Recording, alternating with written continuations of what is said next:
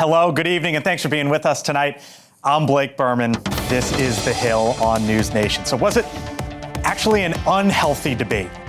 Robert F. Kennedy Jr. up on Capitol Hill today, testifying before senators. We'll show you how it got personal.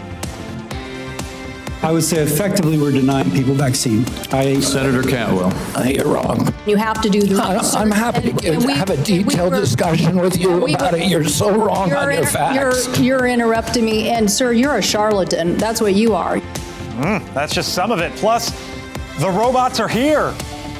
That's the message from the First Lady Melania Trump today, the big event that she hosted with some of the biggest names in tech, and why Elon Musk didn't show up. Also tonight, Chicago bracing for the president to possibly send in the National Guard as his administration prepares to ramp up ICE arrests. And as the National Football League season begins, and thank goodness for that, did the stakes actually just get higher? How a little-known agency right here in Washington just handed out a very big betting win. I'll explain that.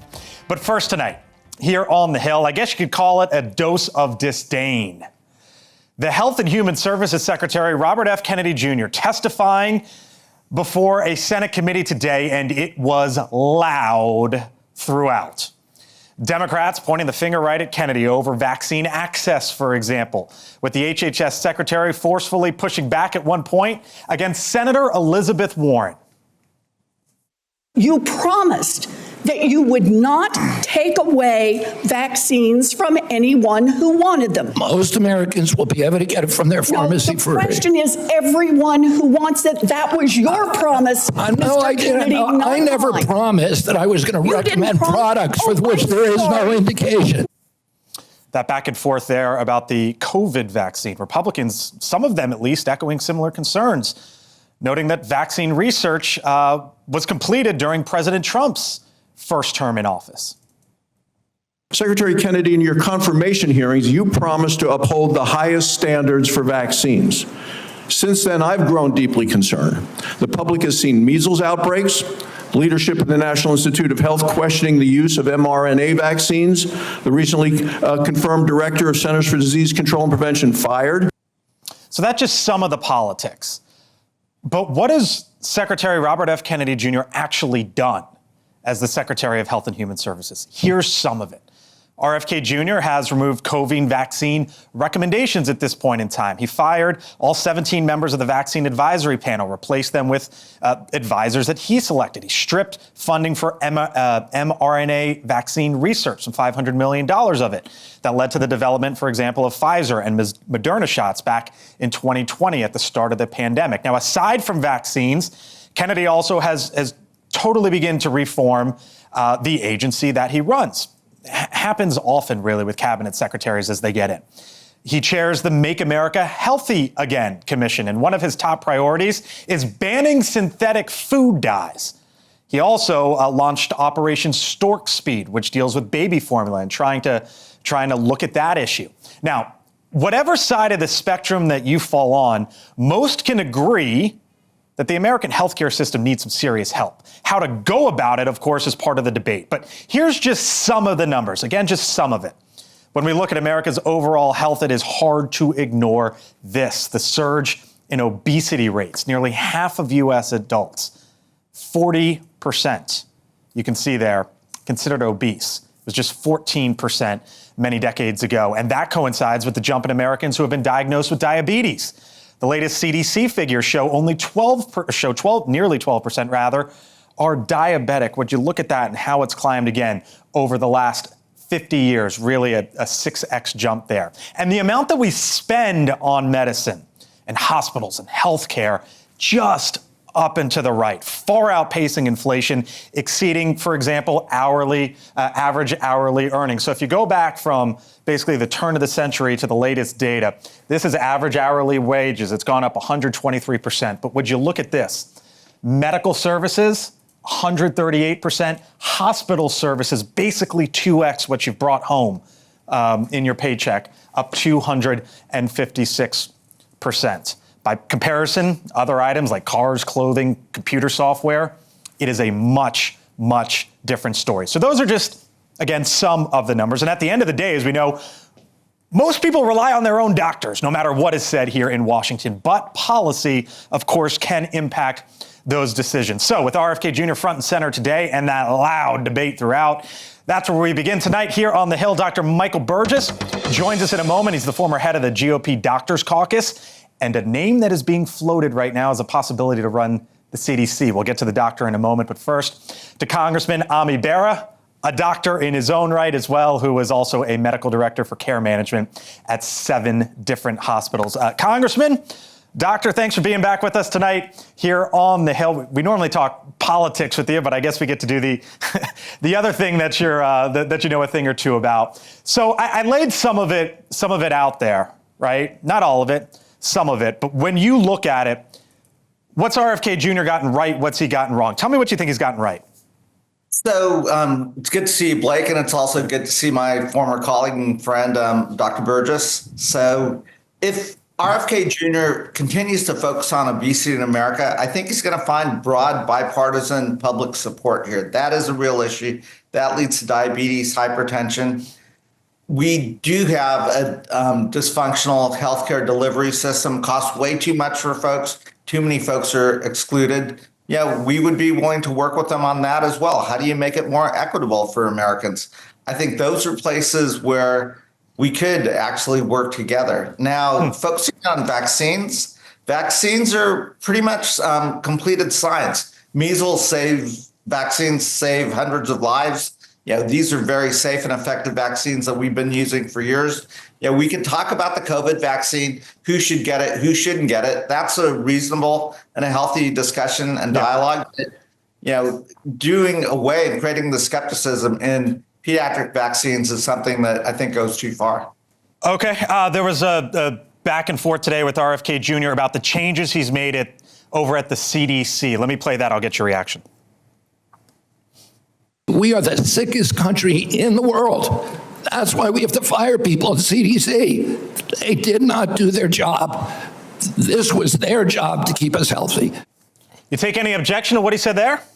Yeah, we're not the sickest country in the world. We still have a reasonable life expectancy. But for a country of our wealth, we should be living longer. We should be living healthier. We should understand why we've gotten more obese over the last 3-4 decades. Those are all reasonable questions. What's happened? Has our food changed? Have additives done something different? So again, those are places we could work together.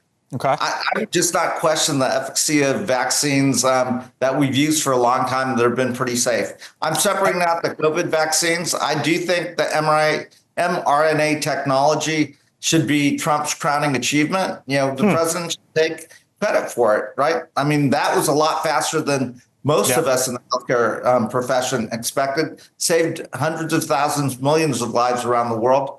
That, if he wants a Nobel Peace Prize, I think I ought to go out and say, hey, we did this, I did this. Great, let's keep doing it. You think Trump should get the Nobel Prize for that? Dr. Bill Cassidy, Dr. Cassidy, a senator today, suggested that. Well, I don't know that he should get the Nobel Prize for it, but if he's looking for his crowning achievement, getting a vaccine in 9 months that saved so many lives, he ought to lean into this. And I think he ought to call RFK Jr. into his office and say, hey, buddy, back off. These are safe and effective vaccines. Look at the data. And, I think that's where we should go. I appreciate the time. I want to get to the other side of the aisle. Congressman Ami Bera, a doctor as well by trade, with us tonight here on the Hill. Thank you, sir. We'll talk to you again soon. Other side now, former congressman from Texas, Dr. Michael Burgess, was a longtime member of the GOP Doctors Caucus. Sir, it is nice to have you with us tonight. I'll start with you with the same question I asked your old colleague. What do you think he's gotten right? What do you think he's gotten wrong, RFK? Well, two things can be true at the same time. I think he's correct in his criticism of the CDC, but then I would also point out that the CDC director that he just fired was picked by President Trump, confirmed by the Senate. And, this was a big deal to me because this was the first CDC director that we've had who underwent Senate confirmation. And the reason Senate confirmation was required was because of work that we did in our Committee on Energy and Commerce in reauthorizing the Pandemic All Hazard Preparedness Act prior to the COVID outbreak. Now, I certainly would underscore all the criticisms that Secretary Kennedy had on the CDC, but since January, when Dr. Menarez was the acting and then the confirmed director of the CDC, that's kind of different. She wasn't there when those dreadful decisions were made about the testing early on in the first year of the pandemic, and then all of the dreadful decisions that they made sequentially during the 4 years of the Biden administration. You know, the job is now kind of open. There's a temporary director in there, and your name has been floated as a possibility. Have you spoken to the White House, sir, about it? Do you want the job? No. Look, I would do anything to help the president and to help the secretary be successful. The CDC is important to me. My entire congressional career was centered around oversight of the CDC and the FDA and HHS in general. But at the same time, no, I have not had any communication, and I don't know that right now the job looks fraught with a certain amount of peril, doesn't it? Okay. It just might. I don't know if you want to step into that arena, but we saw some of the sounds today and some of the sights. Dr. Burgess, thank you for being with us. I wish we had more time. Just some breaking news in from the White House here. Thank you, sir. Appreciate it. We are now learning. How about this? The president floated this last week. He is now changing the name of the Department of Defense to the Department of War. White House officials confirming that he will sign an executive order making that change tomorrow. Of course, there's not necessarily the question, but the belief that it would need to take an act of Congress to do that. Republicans, by and large, have gone forward with whatever the president wants with his agenda. So would he need help up on the Hill with that? We'll see. Either way, NewsNation learning that the president intends to go forward with that decision. Wow. All right. Still to come tonight here on the Hill. Who's ready for some football? The NFL season kicks off tonight, don't you know? I'm going to explain to you how a little-known federal agency, you've probably never heard of it, but it exists. It is now changing the face of betting on not only sports, but also politics. This big announcement that came in just before the NFL season, plus this. The robots are here. Our future is no longer science fiction. And of course, the First Lady, Melania Trump, telling tech leaders today the robots are here. What she's talking about when we come back. I thank you for being with us tonight. I'm Blake Burman. I'll see you on the other side of the break. 4 minutes away, Scott Tranter with me.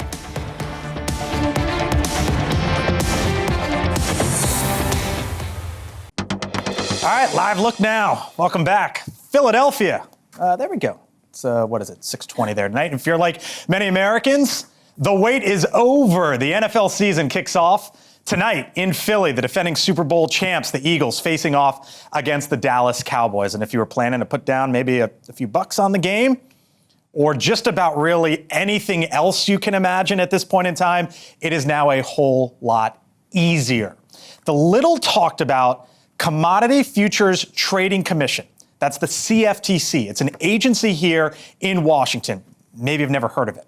They had a big announcement this week, essentially giving Polymarket the green light to operate right here in the United States. That is the world's biggest prediction market. It joins its competitor Kalshi, a prediction market operating in the US, where people can place bets on all sorts of things. Sports, politics, crypto, the weather, you name it, it's probably there.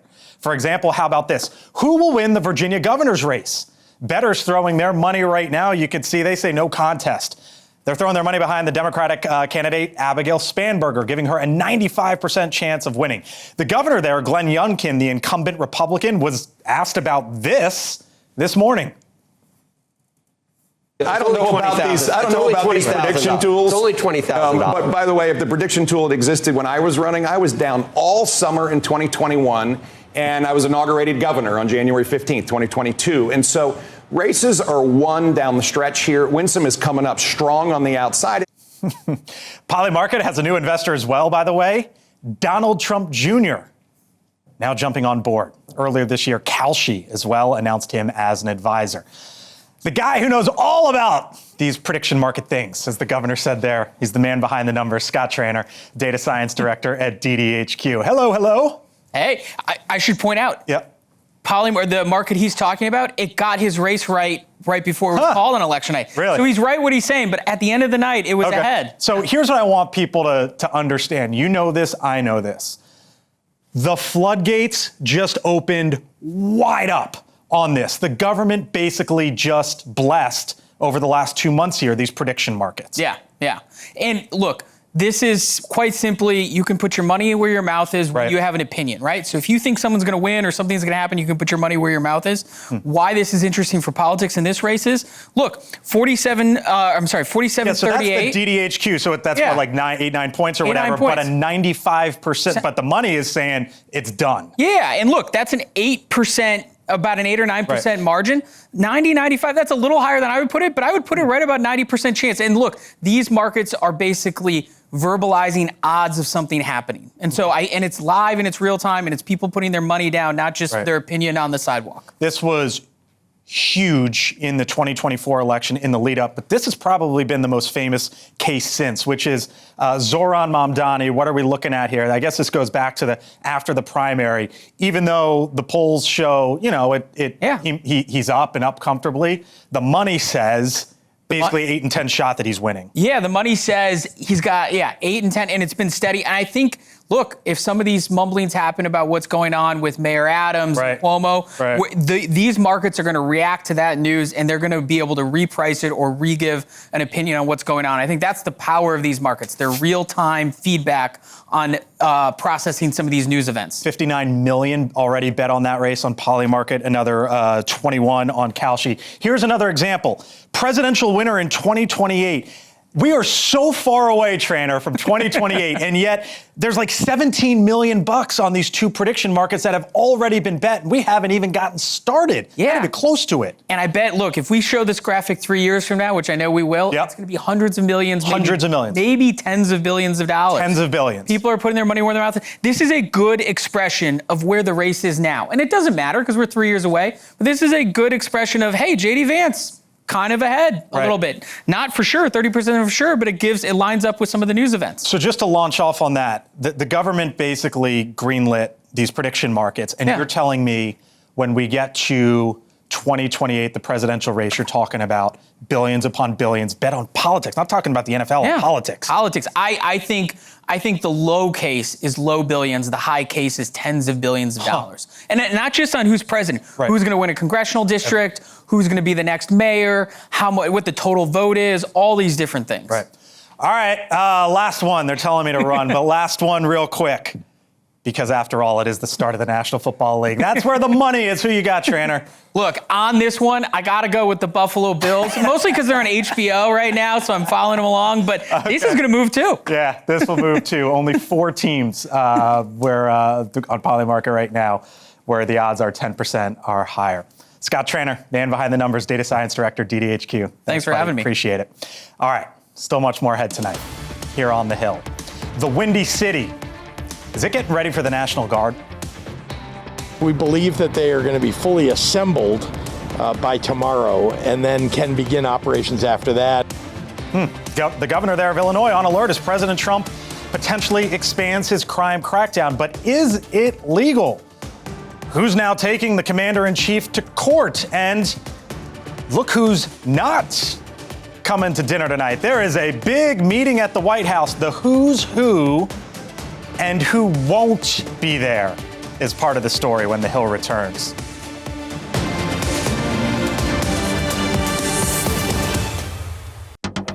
Just about 6:30 here in Washington. Welcome back to the Hill. Tonight, President Trump's clash with local cities could be getting more intense as he considers sending troops to combat what he views as out-of-control crime.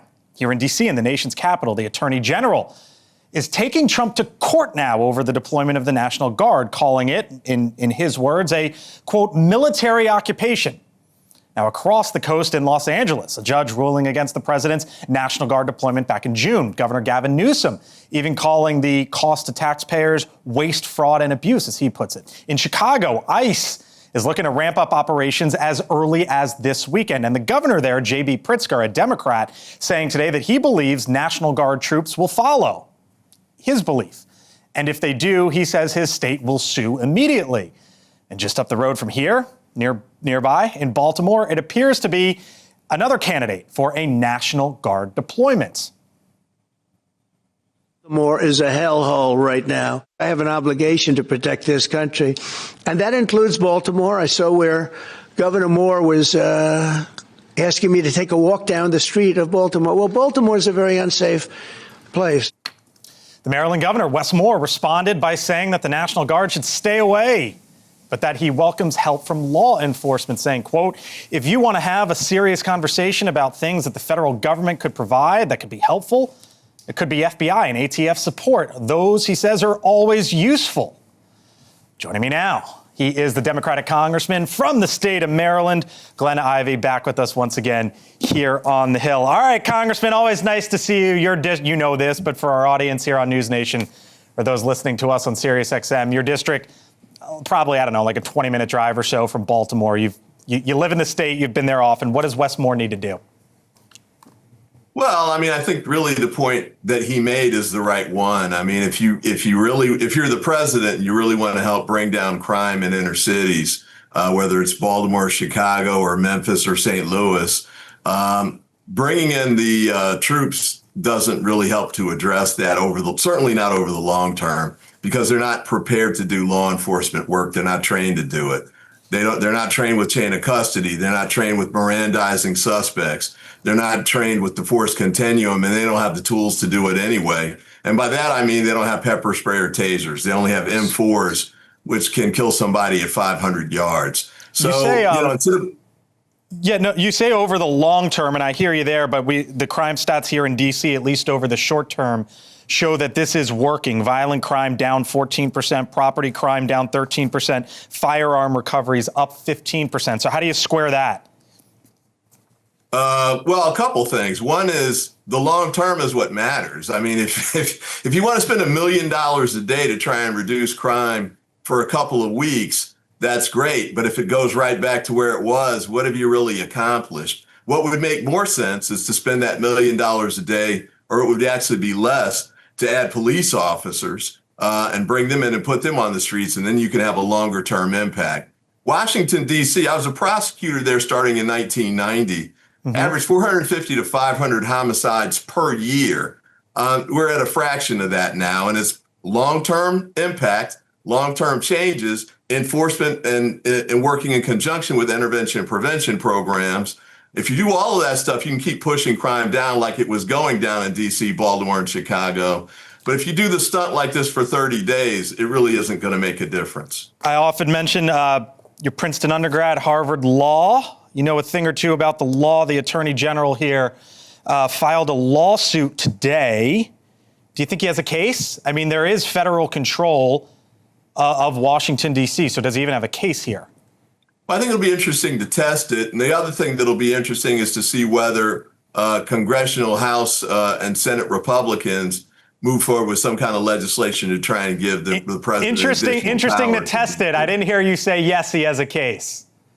He has a case, but okay, all right. But everything these days is going up to the Supreme Court, and frankly, they're trying to do as much as they can not to have a major confrontation with the president. If you look across the country, though, at the district court judges level, he's losing about 80% of those at the front end. That's why he's taking so many things up on appeal to the Supreme Court. Glenn Ivey, appreciate the perspective. Always enjoy the time.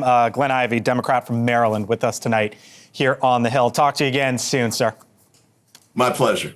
Yep, right here in our nation's capital. National Guard troops had their orders extended through November to ensure that they receive their full benefits. It also comes as D.C. is now, as I just mentioned, suing over the deployment in the first place. The Attorney General saying, quote, we're doing it to block the, in his words, unlawful deployment of National Guard troops to D.C. Armed soldiers should not be policing American citizens on American soil. With me now, Congressman Ryan Zinke, a Republican from Montana, back with us here on the Hill. Hello, sir. Great to be with you. Nice to have you in. How long do you want the troops here in Washington? Until they're effective. And Glenn's point was that short term. Well, does anyone not think that D.C. was safe? I mean, you look at the crime in D.C.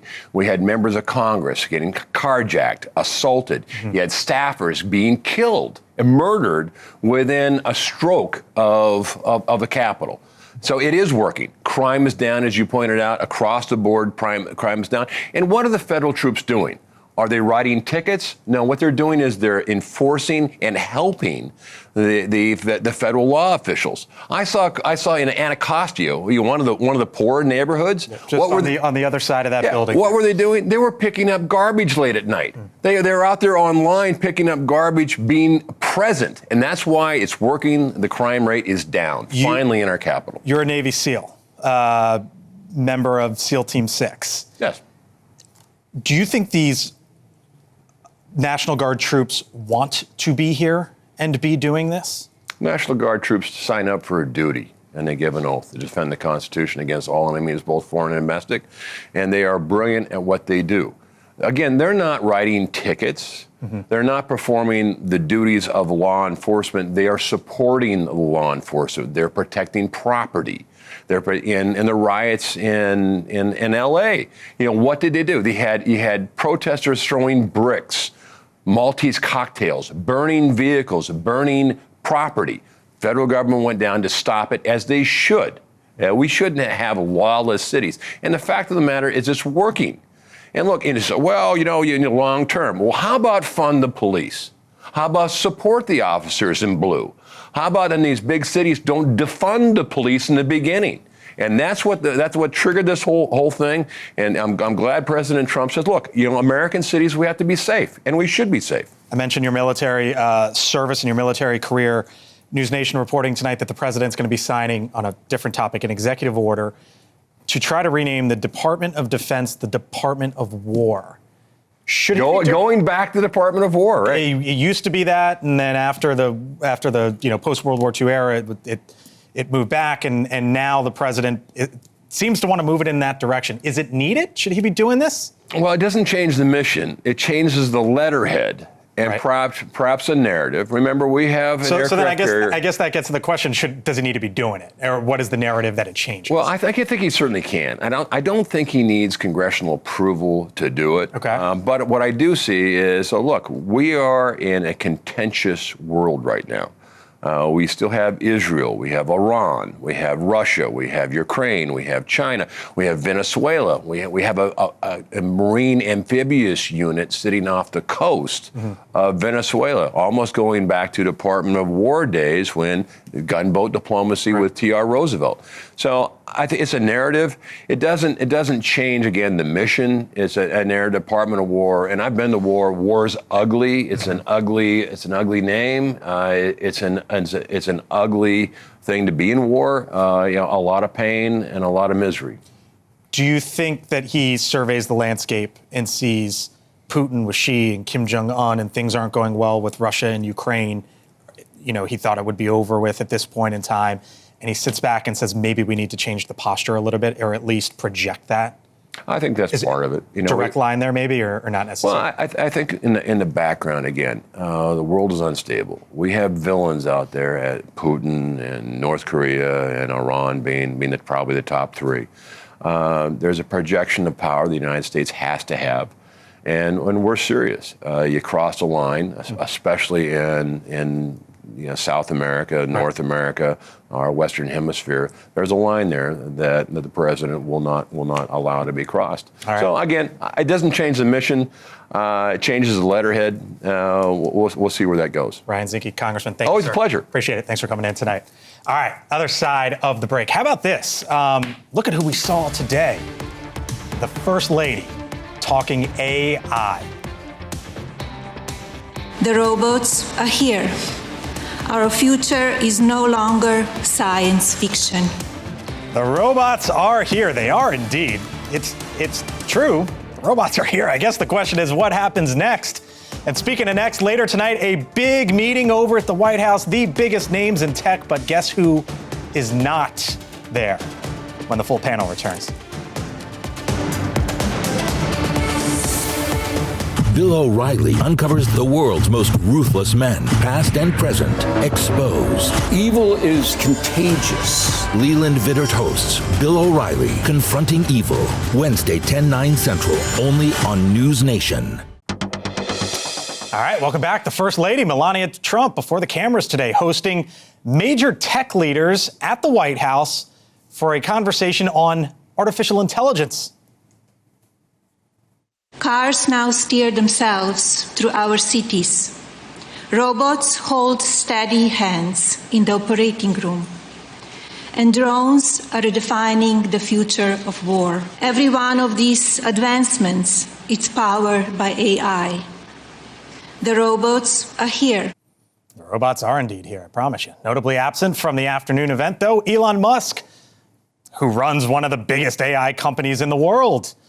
But that could be an indication that not all is water under the bridge when it comes to that fractured relationship with Musk and Trump. And as the First Lady celebrates AI's potential, others on her family's side of the aisle are expressing grave concern. This today from one of President Trump's biggest supporters, the Missouri Senator Josh Hawley. Listen. Thus far, the AI revolution is proceeding on transhumanist lines. It is working against the working man, his liberty and his worth. And if that keeps on, AI will work to undermine America. All right, full panel here with me now. TW Origi, look who's back. TW's here. Former communications aide with the fist bump to Republican Senator Lindsey Graham. Aaron McGuire is a Republican strategist with us once again. Lindsey Granger, co-host of Rising on the Hill, and Dan Cannon, former Battleground States Director for the Biden and Harris campaigns. Hello to you all. Ooh. Nice to have you in. This is like the new cool topic, I guess. And the question is, is anyone here going to figure this thing out? Well, boy, people have to. I mean, in politics, and I think Holly touched on this, right? Right now, left and right is not as important as top and bottom. And people are worried about big tech, big companies, AI taking over jobs. Reuters had a poll last month that 71% of Americans are very concerned about permanent job loss from AI. And I put that in the backdrop of this last month, where we had a bad jobs report in July, another bad jobs number coming out today, 86,000 layoffs, the most since 2020. So people are concerned about permanent job loss. They're worried about trusting these tech companies. They're not trusting the president on the economy. And so I think what's interesting to me about the politics here is the backdrop of being with these wealthy tech leaders who flushed the Trump crypto scheme with billions of dollars. Well, they're also the ones making all these billions and billions and billions of dollars of investment, CapEx all over the place. Sure, but does investment come back to workers is the question. I think the Hawley point, and I take Sam Altman at his word, that he wants government to come in and actually partner with these companies. This is a serious question of a policy basis. I'm not against AI. I think that AI is important. But to do this in a way that protects workers and livelihoods is a big task that I'm not sure we're up to right now. If you're against AI, it might come back against. No, I'm sure. I think part of it was the part of this event today was to promote AI in education, and to me, at the same time, that's beautiful. I think it terrifies me just understanding, thinking about having a young kid, and then also understanding, like a New York Times article came out yesterday about Elon Musk reprogramming Grok to be more conservative. The New York Times studied the exact responses. One of them, for example, was like, what's the biggest threat to Western civilization? Back a few months ago, Grok said that it was disinformation. Elon Musk wrote back, okay, I'll fix this tomorrow. Tomorrow it said falling birth rates. And so I think, just with that, that's actual people and their ideals and their ideologies, and that's not just information. And so AI is aggregating a bunch of different information. And so I just want to make sure that we're protecting people as much as we can, knowing that the influences are just private people and billionaires and, not always having the same interest as neutrality. Here's what stood out to me. It was nothing that was said today. It was Sam Altman at the end of last year, Deal Book Conference. He was talking about super intelligence. And will the governments come together to deal with it? Watch. We are going to have some faith in our governments. There are going to have to be some policy issues around that. There is going to have to be global coordination to a degree that I assume will rise to the occasion. The government's going to rise to the occasion all over the world. And I'm watching that and I'm like, What planet is he living on? It's always the hopes and dreams of those in big tech that the government will step in and do their work for them. They don't want to put guardrails or parameters on themselves. You've seen this repeatedly with Facebook and with Twitter. We've been having this argument about when will government step in on social media companies to help rein that in, and now on AI to rein that in. My biggest concern for AI is truly with children. And I think that's the point the First Lady was making today. We have heard reports of kids killing themselves because of AI not giving them the tools they need to get the help they need. There is serious concerns about that unfettered access to information in a way that has no constraints, especially on a youth coming out of the COVID pandemic who don't have interpersonal skills in a way a lot of other kids do. That really concerns me. That should be likely the first place that government starts in this. Totally agree with you. Bringing this out a little further, we aren't the only players in the AI space. China and other adversaries are working closely on this. And I think Donald Trump was smart to take a page out of William McKinley's book during the Industrial Revolution. McKinley focused on building infrastructure here and opening the doorways for private industry to open up pathways to build infrastructure. And second, put tariffs on other competing nations who might steal stuff from us. But it's a lot bigger now. We are actually more hands-on now with these executives than we ever were at the turn of the century in the Industrial Revolution. We're getting tariffs to bring this technology here, so we have the best minds and the best technology right here at home, so we can push this forward. Around the table real quick, Musk not at the White House today. He's back when? Give me a month. We are so thirsty for drama. Let it go. Watch the summer turn pretty. When is he back there? Oh, I don't care. Yeah. No, because there's always he's the leading entrepreneur, one of the greatest minds of. It doesn't matter if he's lifetime. back at the White House or not. Those conversations don't necessarily need to be in person. I'm sure there's plenty behind the scenes we don't know. You know what's greater than Elon Musk's mind? Trump's ego. He's not going to be back. No time soon is my prediction. No time soon.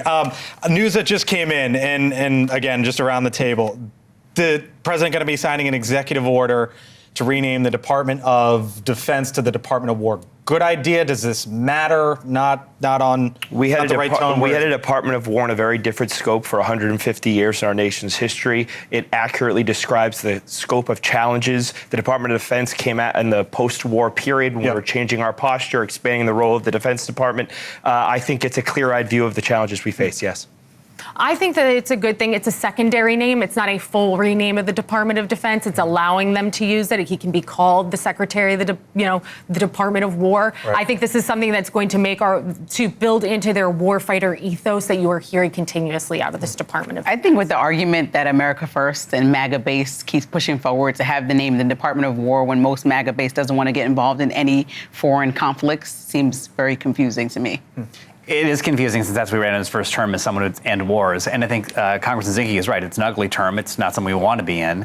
But I think of it as another one of the kind of Trump facades. It's not about the mission or making us more capable in any way. It's about a splashy thing he can talk about, this branding. All right.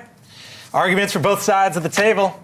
Good to have you back, TW. Thank you. It's great to be here. Rejuvenated. I say that genuinely. Thanks all. Thank you. Appreciate it. All right, still to come here on the Hill. Speaking of war, a very much different kind of war, the meme war between President Trump and California Governor Gavin Newsom. What is going on there? And $1.7 billion, all the reasons.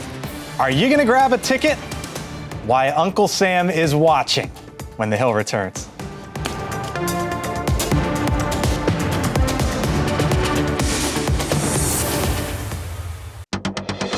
All right, just 3 minutes away, and coming up on Elizabeth Vargas Reports, Elizabeth will closely be watching the White House. President Trump hosts those top tech CEOs, all the biggest names in AI. If the president speaks, you'll watch him live with Elizabeth right here on News Nation. That's 7 o'clock Eastern.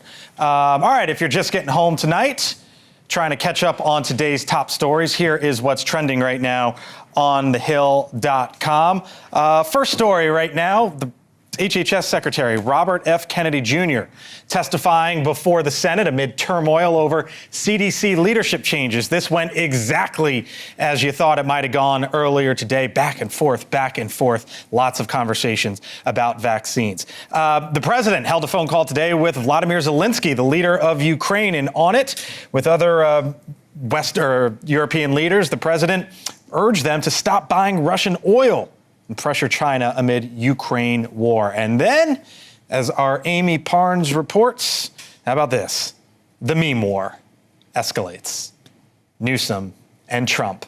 Those just some of the stories that are trending right now on thehill.com. To find those and more, all you have to do is download the app right there on your screen. Scan the QR code if you'd like, or just head on over to thehill.com. All right, time for my take now. Someone or some people are about to get rich, really rich at some point. No one winning the massive Powerball jackpot last night. Now the figure stands at some $1.7 billion and probably is going to climb from there, maybe even beyond $2 billion by the time of Saturday night's drawing. That's normally how it goes. It goes up as it gets closer. Now there's a real chance it becomes the largest lotto drawing ever. Now whoever wins won't receive all that, of course, especially if they take the lump sum, and then you'll become, of course, one of Uncle Sam's new best friends.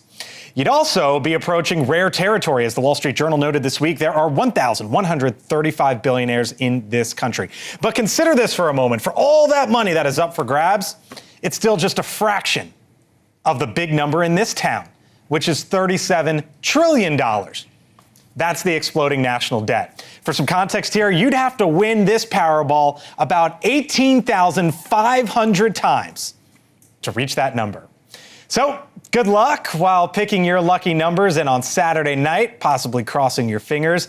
And if you happen to be the big winner, hopefully you spend a bit more wisely and budget a bit better than the folks have done in that building right there behind me. I thank you so much for watching us tonight here on The Hill. I'm Blake Burman. I'll see you tomorrow.